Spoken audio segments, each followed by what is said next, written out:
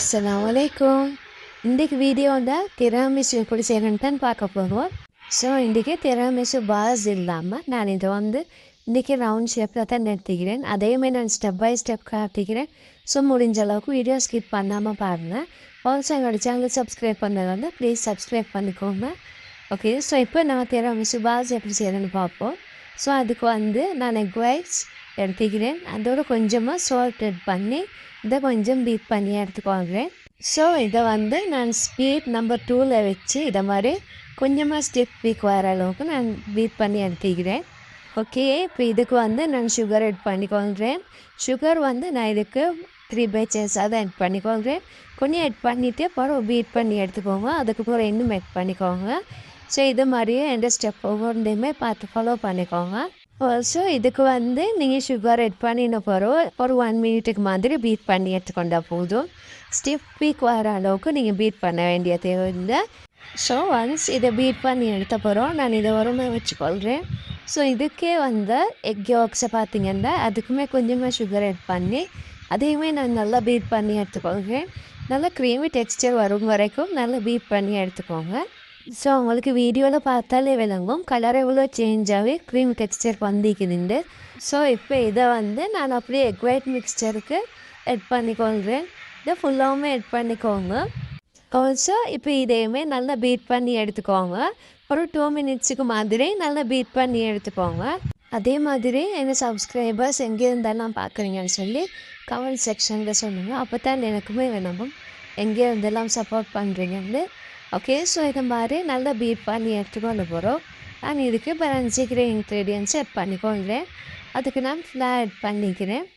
So once flower add பண்ணின பிறகு hand mixture எதுவுமே தேவையில்லை. ஸ்பெச்சுலாவாலேயும் உங்களுக்கு மிக்ஸ் பண்ணி எடுத்துக்கொள்ளணும். ஸோ இது மாதிரி நல்லா மிக்ஸ் பண்ணி எடுத்துக்கோங்க. அதோட இதுக்கு நான் கொஞ்சமாக இப்போ வெனிலா எசன்ஸ் ஆட் பண்ணிக்கொள்கிறேன். வெனிலா எசன்ஸையுமே ஆட் பண்ணி நல்லா மிக்ஸ் பண்ணி எடுத்துக்கோங்க. ஸோ இந்த ரெசிபி பார்த்தீங்கன்னா பிஸ்னஸ் பர்பஸ்க்காக இருந்தாலும் சரி, உங்களுக்கு இதை பர்ஃபெக்டாக செஞ்சு செல் பண்ணுறதுக்கு உங்களுக்கு ஈஸியாக இருக்கும். ஒவ்வொரு ஸ்டெப்பையுமே நான் கைட் பண்ணிக்கிறேன். ஸோ உங்களுக்கு எதுலேயுமே டவுட் இருந்துச்சுன்னா கட்டாயம் கமெண்ட் செக்ஷனில் கேளுங்க. ஸோ ஓகே, இதை மாதிரி எல்லாமே நல்லா மிக்ஸ் பண்ணி எடுத்த போகிறோம்.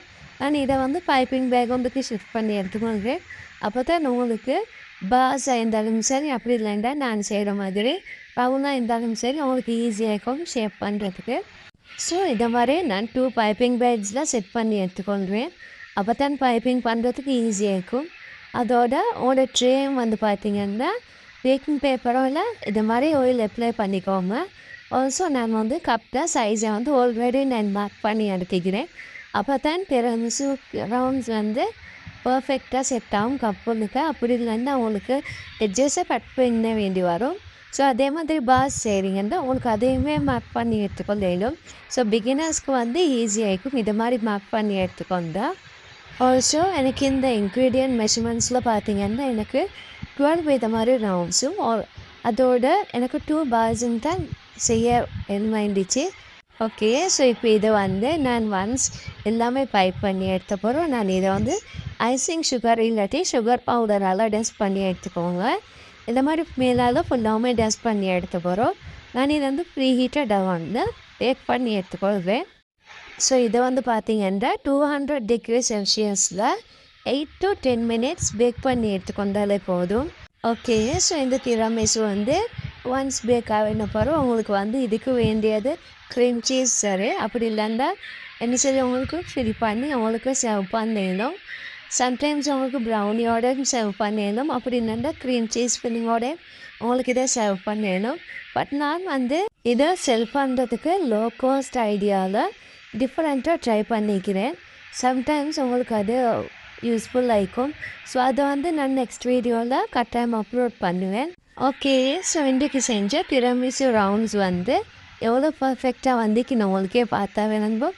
இதுலேயுமே உங்களுக்கு டவுட்ஸ் இருந்தால் கட்டாயம் கமெண்ட் செக்ஷனில் கேளுங்க. ஓகே, பாய்.